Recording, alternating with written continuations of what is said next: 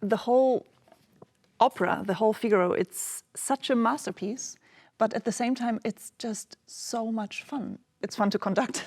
It's fun to just see all the action on stage. And already the overture, it is like a stroke of genius. It's this little piece of music full of wit and cheekiness.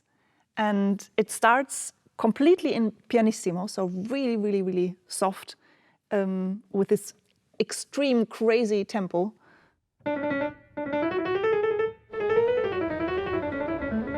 Like it's already foreshadowing all these secrets and games of hide and seek that come later on in the story. And then all the sudden dynamic outbursts, they come so unexpectedly.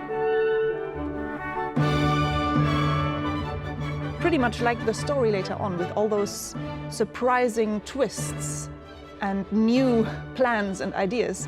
They always catch you off guard in those sudden accents that really stun you, like the perfect shot of caffeine. We have the feeling of getting thrown into this action right away from the first note. And this is pretty much the perfect opener to this opera.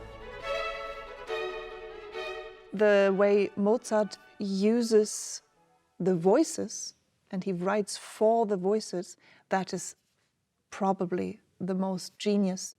So let's start with Figaro.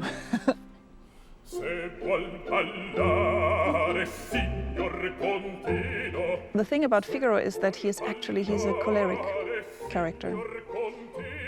He has such a temperament that sometimes he can control and sometimes it just bursts out. And you see that in his first aria. We find very drastic contrasts, sudden eruptions of forte, pretty much like the big aria of the Conte in the third act. So to Figaro, there's always a bit of danger. His aggression just gets the better of him. Susanna, she is the motor to the whole action. There's hardly any number without Susanna. She is singing all the time. The first aria of Susanna doesn't actually seem like an aria. It seems like a scene. She is dressing up Cherubino.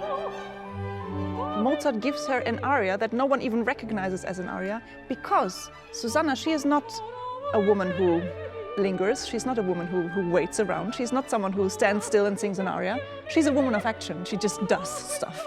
And while that happens, an aria happens. And you don't even notice it.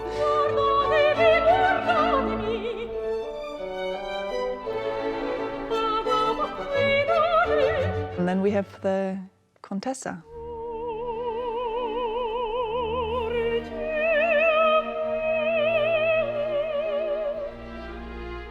The Countess, she is the one who brings dramatic depth to the whole story.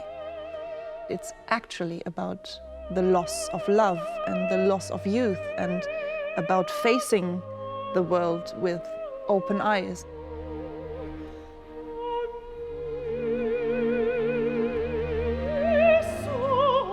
And she has an enormous inner upright strength.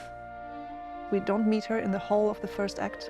And then the second act opens with this aria in a key that is really, really special for Mozart and also in the context of this opera, which is E flat major. The other person who sings an aria in that key before is Cherubino. And also the color, which is special because the clarinets start to play. And Mozart uses the clarinets in this opera just in very distinct places. So we already see a new color coming into the piece.